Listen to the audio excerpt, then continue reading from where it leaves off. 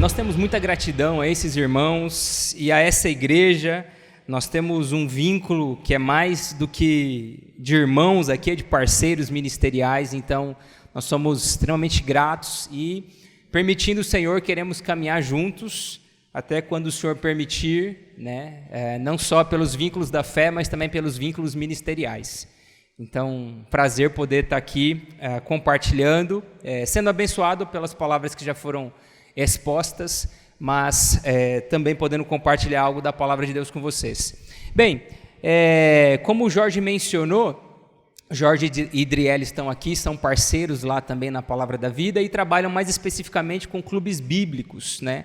Bom, lá na PV cada um faz um pouquinho de muita coisa, mas prioritariamente, né, eles têm investido tempo trabalhando com clubes bíblicos. E algo que já acontece aqui, né, em Gravatá, e acontece em outras igrejas aqui no estado, também acontece em outros estados, como no estado do Piauí, o estado do Ceará, estado do Maranhão. Nós temos parceiros lá também, onde esse mesmo tipo de ministério acontece. E nós temos tentado dar prioridade do nosso tempo lá também com o ministério chamado Instituto Bíblico Palavra da Vida. Então, nós temos uma escola bíblica e a ênfase da nossa escola é tentar desafiar jovens a pensarem um pouco mais sobre as suas vocações. Cada um de nós tem uma vocação, recebeu características específicas de Deus e faz bem aqueles que tentam buscar em Deus a direção para as suas vidas. Então, o programa lá tem por intenção desafiar esse jovem que ainda não sabe bem que carreira escolher, passar um ano conosco, aprender mais das Escrituras, poder ser discipulado por alguém de forma mais intensiva e também ter oportunidades ministeriais para servir a igreja local e outras comunidades em vários contextos distintos. Mas também tem aqueles que vão se descobrir, não, Deus tem me chamado para o ministério, eu acredito que Deus me chamou para ser um pastor, para ser um missionário, uma missionária, e nós temos a continuidade do curso lá, um programa bíblico ministerial, para que ele possa dar sequência. Esse é o programa, por exemplo, que o Jorge é concluinte, é formando esse ano. Então, ele vai se formar, ele vai fazer todas as matérias necessárias e todos os treinamentos necessários para que ele possa dar continuidade no seu programa. Então, como o Jorge mencionou, nós temos mais informações no site, obrigado, ou você pode conversar conosco para saber mais sobre esse programa que temos à sua disposição lá, principalmente para os jovens universitários ou que estão ingressando aí na universidade. Bem, como eu não trouxe todo mundo da família, só trouxe um dos representantes que está ali, é o Lucas. Então, de forma virtual, essa é a minha família, né? A Rebeca, ambos somos de uma cidade lá do interior de São Paulo, então por isso, às vezes, o sotaque, você vai perceber que eu não sou americano, o fato de eu torcer as palavras tem a ver com... Eu sou do interior de São Paulo, porta, carne, boi gordo, então é da terra do boi gordo que eu sou.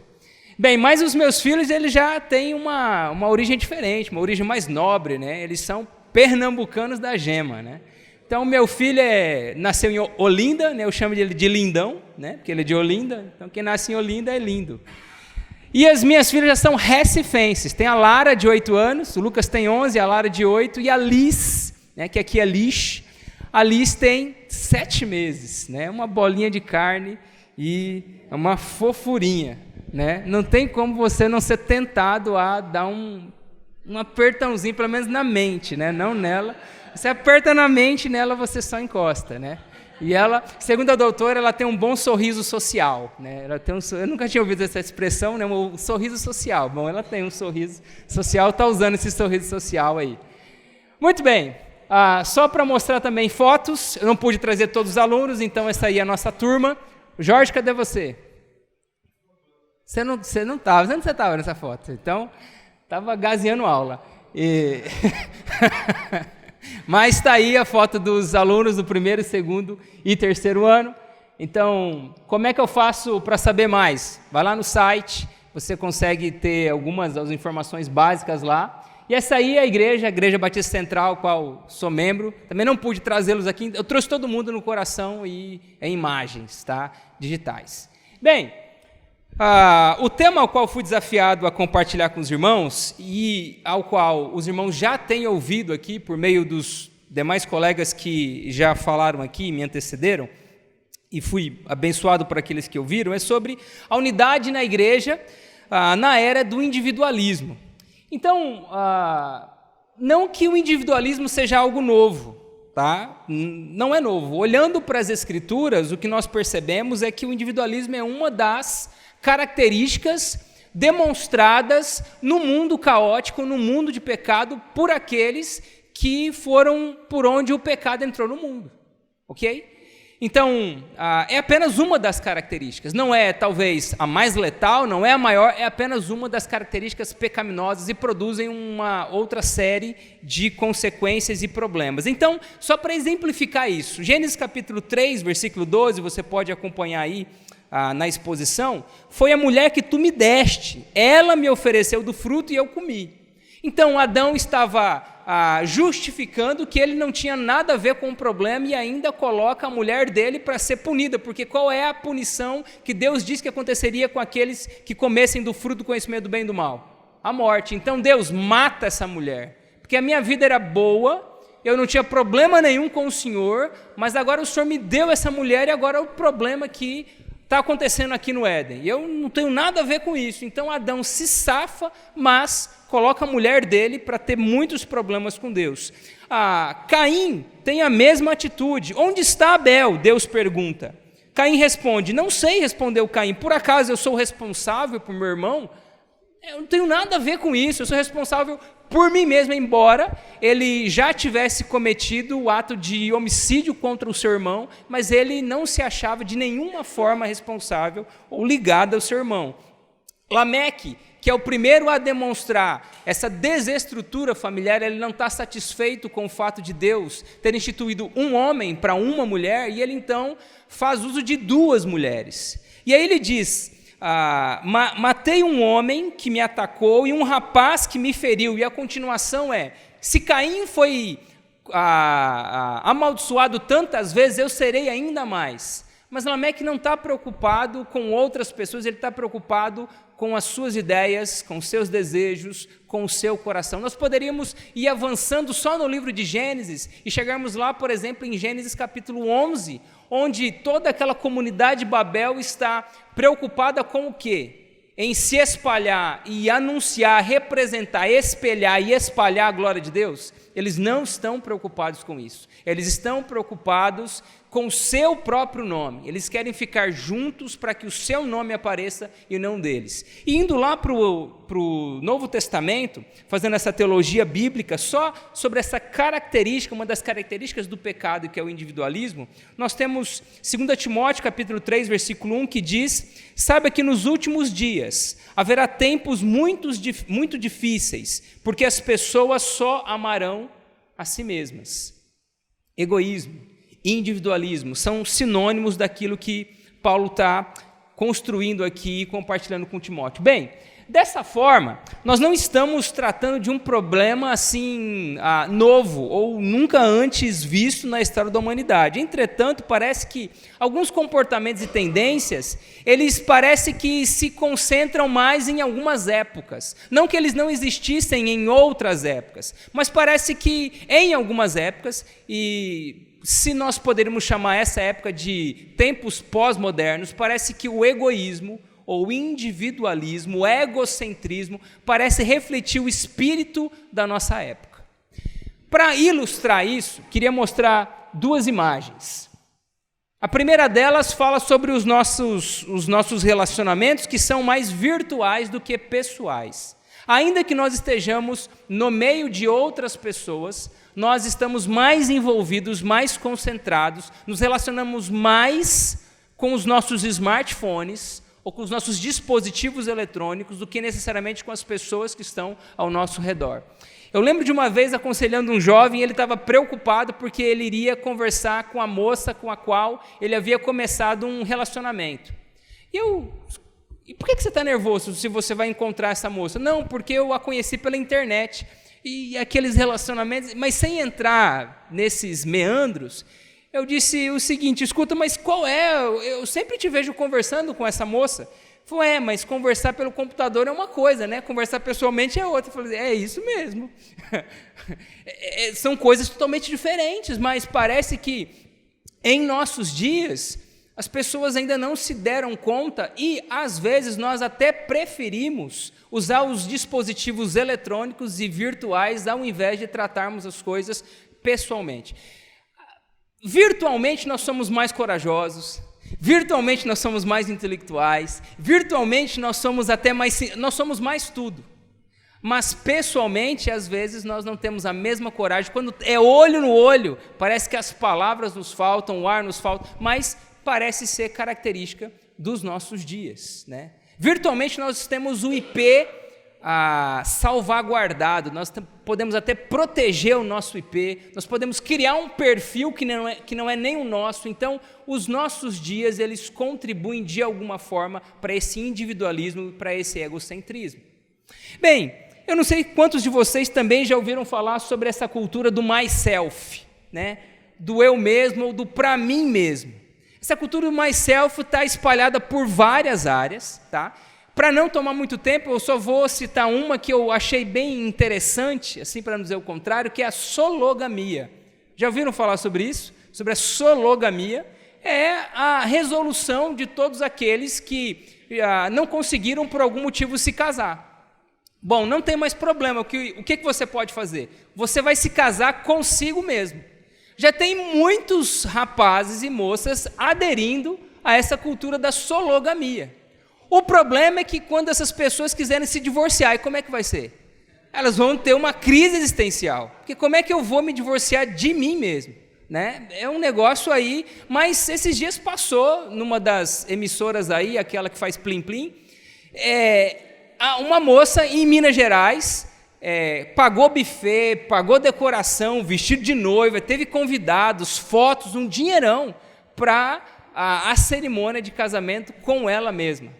Então, assim, parece que os nossos dias aceitam muito bem esse tipo de prática, por mais que possa parecer engraçado, estranho e coisa de maluco, né? Bom, mas é isso, né? Eu amo o meu corpo, eu sou dono do meu corpo. Enfim, essas culturas todas, essas ideias todas se acomodam bem nos dias em que nós vivemos, até porque, segundo dizem hoje, a verdade não é absoluta, a verdade é relativa, a verdade é pragmática, a verdade é aquilo que você quiser, aquilo que lhe faz sentir bem.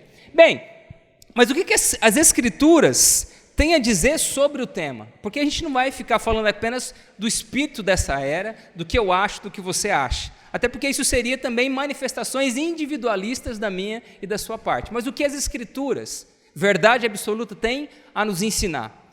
Bom, se você não conseguir, talvez, se lembrar de todas as coisas, talvez essa frase ajude a condensar ou a resumir o que eu quero compartilhar com vocês. Então, enquanto o individualismo é a idolatria do eu, a unidade é fruto do amor de Deus em e entre nós.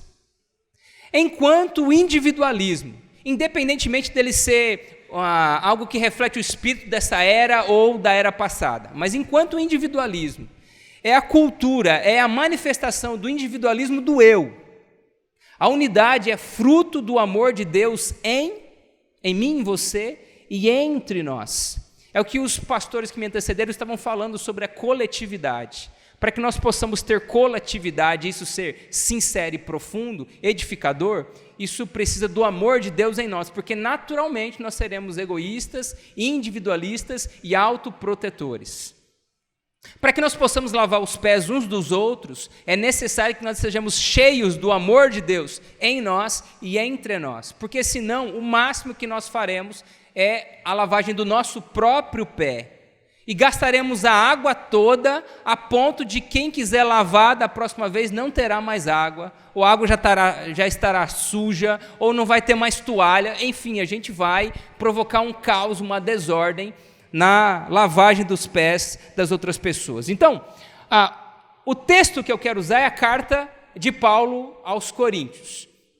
Então, essa carta tem as características básicas das cartas que Paulo escreve para a igreja para as igrejas, ele se apresenta, ele cumprimenta os destinatários, ele demonstra algumas proximidades, afeições, ele ora pelos destinatários, e ele começa a tratar alguns dos problemas que são enviados para ele, e por isso a carta. A carta é uma resposta aos problemas que surgem naquela comunidade, naquele meio. E a carta aos Coríntios tem vários problemas para serem tratados, né? Por exemplo, tem o problema da autoridade. Paulo é questionado em sua autoridade. Esse é um problema tão grave que na primeira e na segunda carta, esse problema é tratado. Mas o problema que eu gostaria de tratar aqui, o assunto que vai nortear aqui a nossa fala, é a questão da falta de amor. O problema da falta de amor na carta de Paulo aos Coríntios não é um problema esboçado apenas em 1 Coríntios capítulo 13, que é o capítulo do amor. Alguns capítulos na Bíblia são conhecidos por todo mundo, até por quem não é da igreja. Então, o capítulo de 1 Coríntios capítulo 13 é conhecido como o capítulo do amor, assim como Hebreus 11 é o capítulo da fé e por assim vai.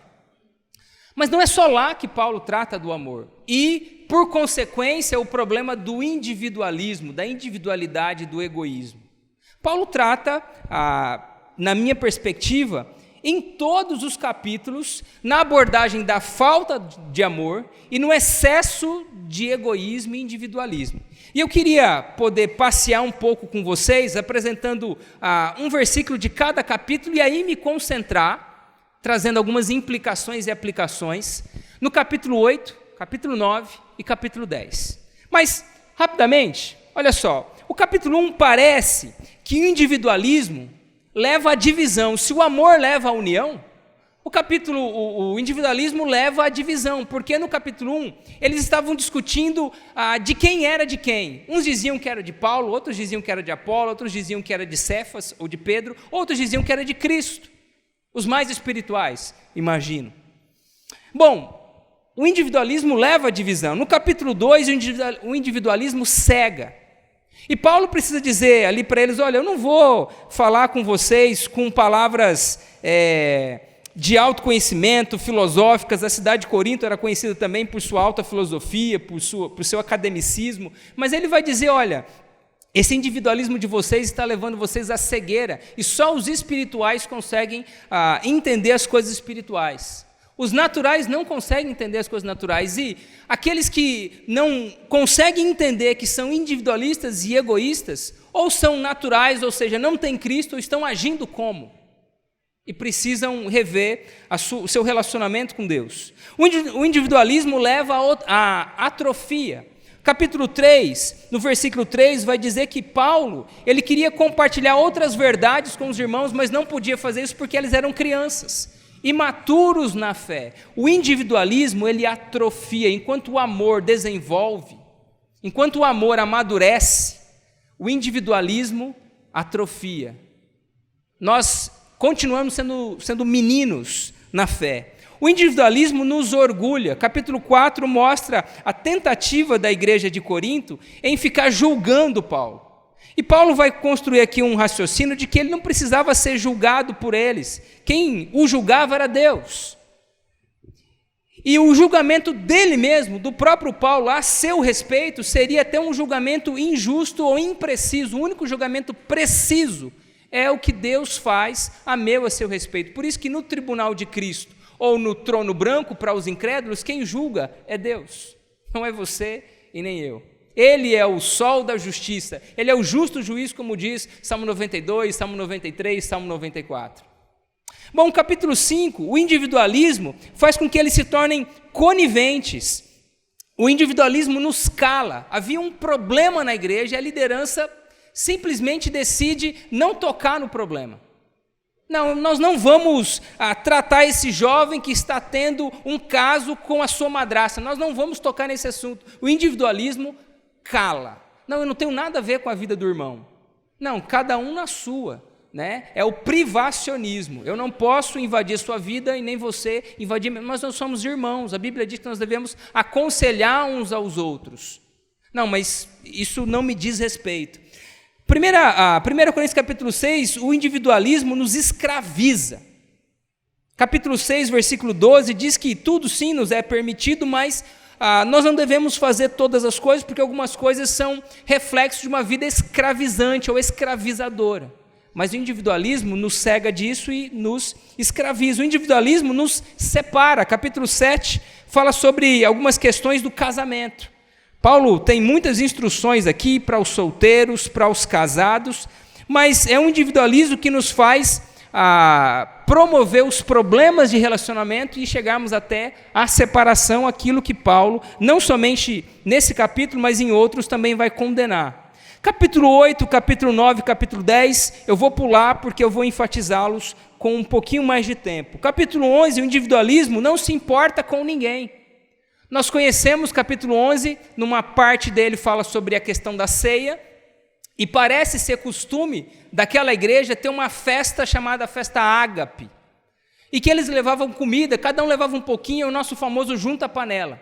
Mas havia alguns irmãos que estavam se esquecendo de outros, estavam comendo toda a comida e não deixando para os outros, e esses outros parecem ser aqueles que tinham menos recursos. Então, assim, eles estavam se preparando para a mesa do Senhor, mas eles não estavam se preocupando nem um pouco, nem com o Senhor e nem com as outras pessoas.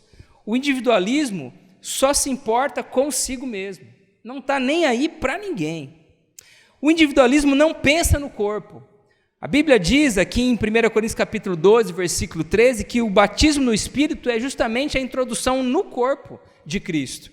Mas os irmãos daquela comunidade estavam mais preocupados em terem os dons. Eu quero ter o dom que mais aparece, eu quero ter o dom mais bombástico, aquele que vai não para os bastidores, não aquele que serve, mas aquele que é visto e aquele que permite com que outras pessoas o sirvam. Então, enquanto as pessoas estavam preocupadas com o dom que teriam, o que a Bíblia está dizendo, olha, nós somos parte de um corpo e o amor de Cristo é que nos une e que nos filia a essa família, a esse corpo. Capítulo 13, se não tiver amor, do que adiantam todas as coisas, né? Dons, profecias, sinais, maravilhas, se não tiver o amor, de nada adianta. Capítulo 14 diz que é o amor que faz com que nós façamos todas as coisas em ordem e em decência, mas o individualismo tira todas as coisas de ordem.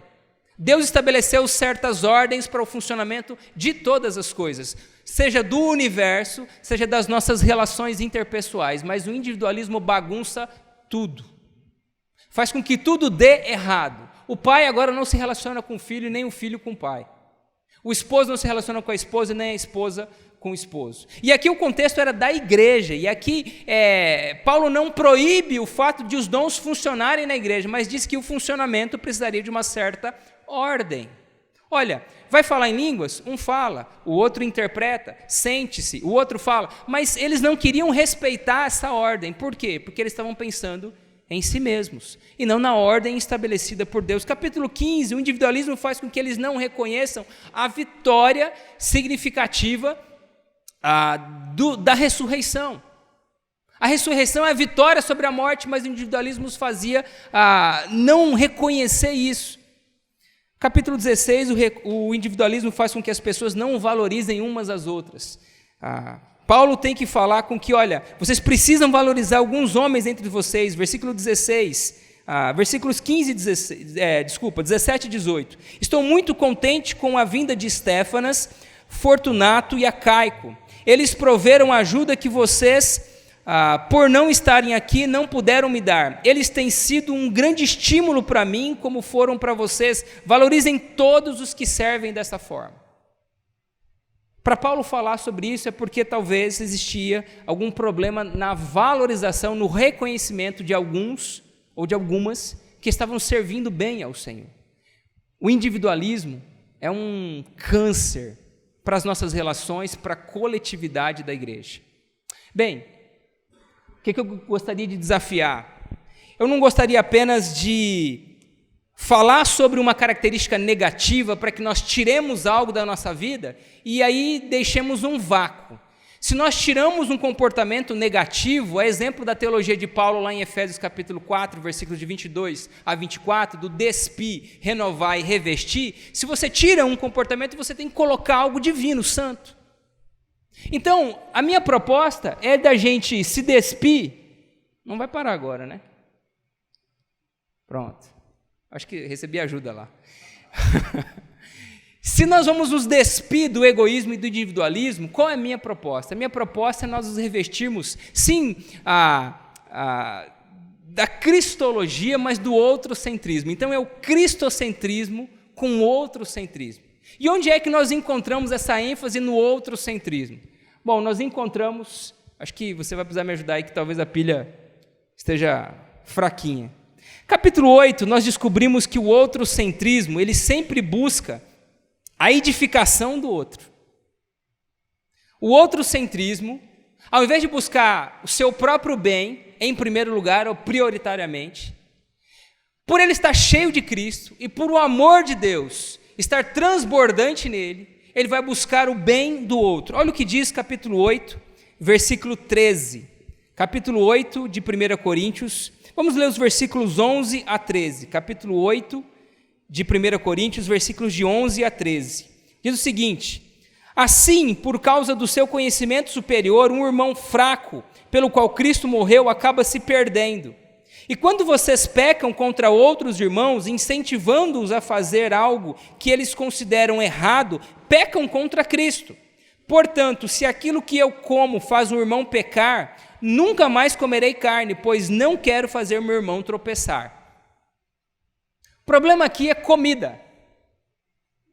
Alguns achavam que não tinha problema comer uma determinada carne que era vendida no mercado público e possivelmente essa carne tinha sido, antes de ser vendida ali no mercado público, tinha sido oferecida a ídolos ou ter sido parte de uma cerimônia a ídolos.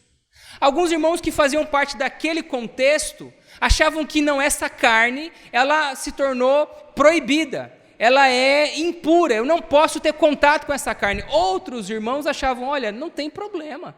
E eles tinham até uma boa teologia, tudo é de Deus. Os ídolos não são nada, e Paulo concorda com essa teologia. O problema aqui não é teológico, até porque eles dizem que alguns desses irmãos, chamados de fortes, eles tinham um bom conhecimento. Mas qual era o problema deles?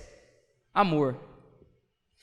Por amor, mesmo não havendo problema comer dessa carne, por amor aos outros irmãos, que por motivo de consciência tinham dificuldade de desvincular essa questão dessa carne ter sido oferecida a ídolos, muito possivelmente porque eles estavam ali no meio daquela cultura idólatra, e talvez por virem da conversão dessa cultura idólatra, eles não conseguiam desvincular as coisas. Então, por amor a eles, para que eles não caiam da fé, para que eles não desanimem, para que eles não tenham dificuldade de ter relacionamento com vocês e a igreja toda sofra a coletividade, não comam.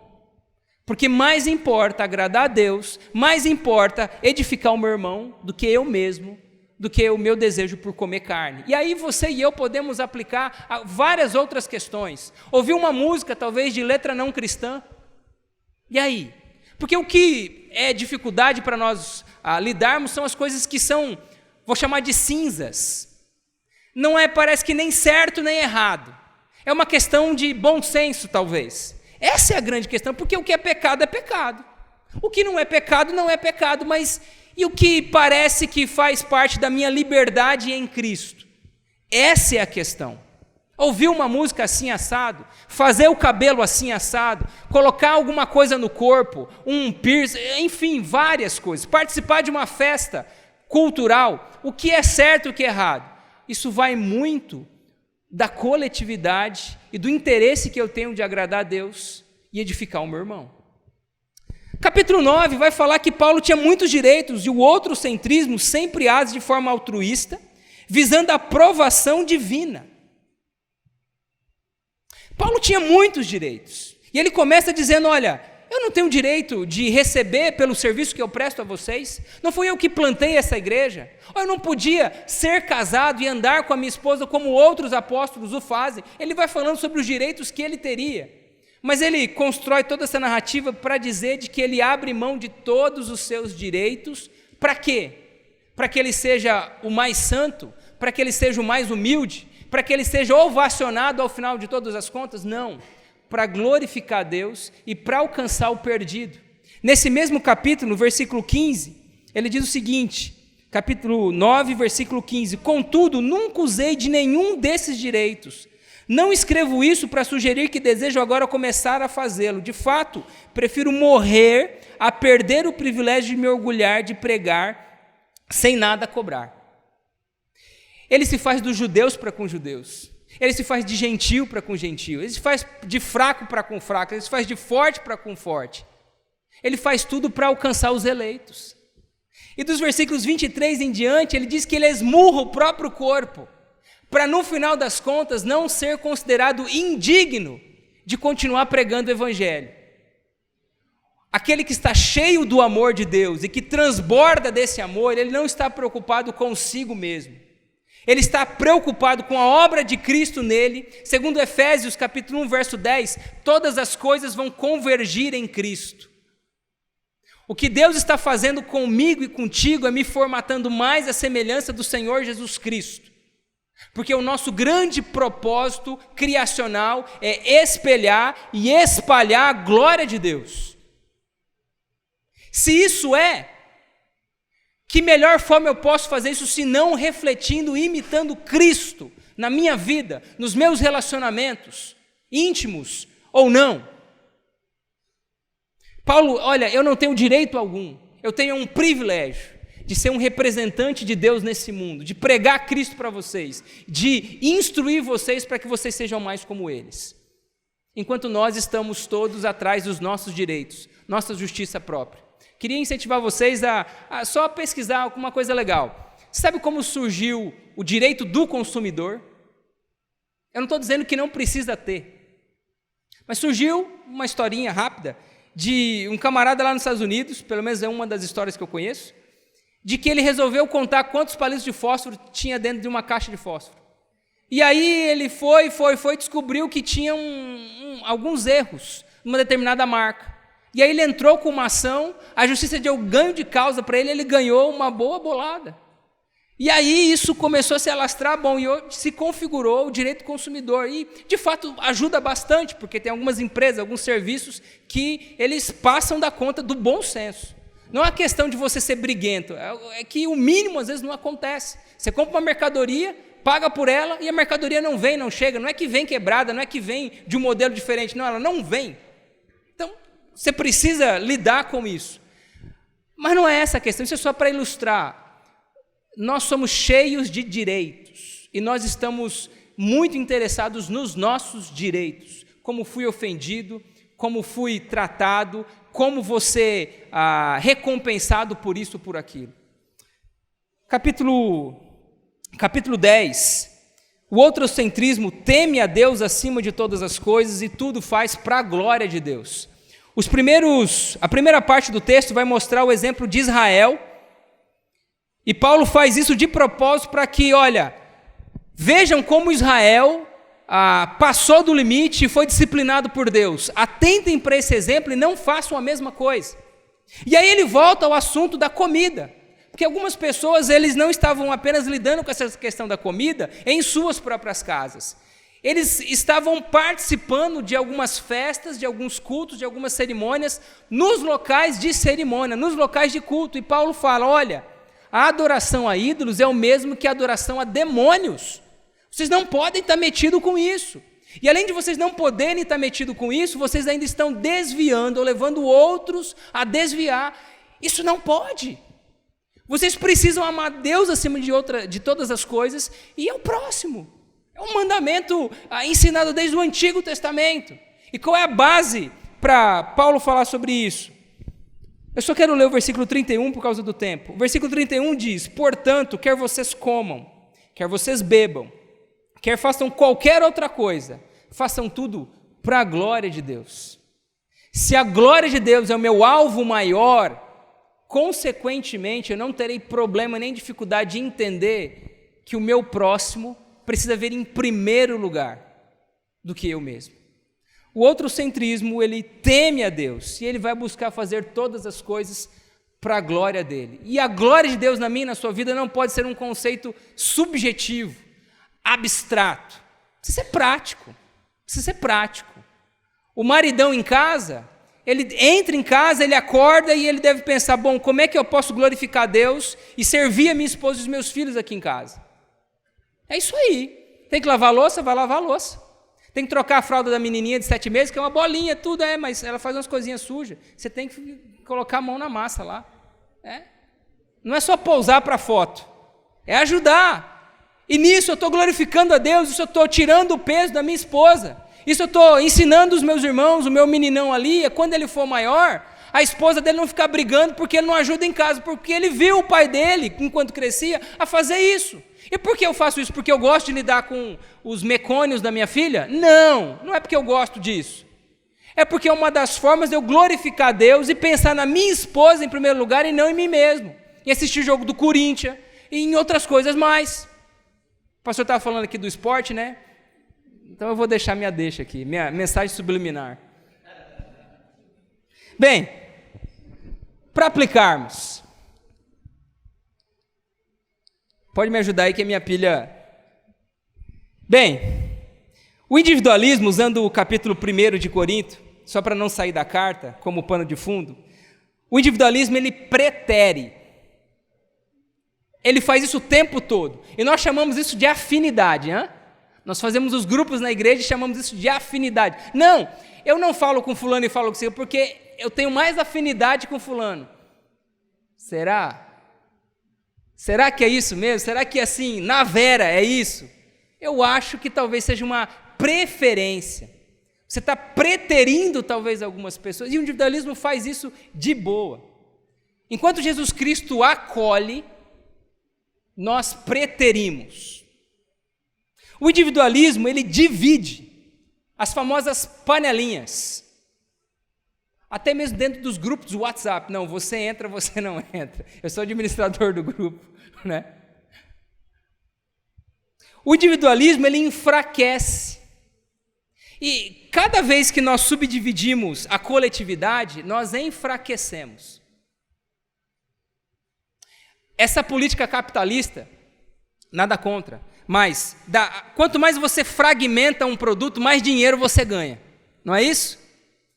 Quanto mais você manufatura e quanto mais você fragmenta, mais você ganha.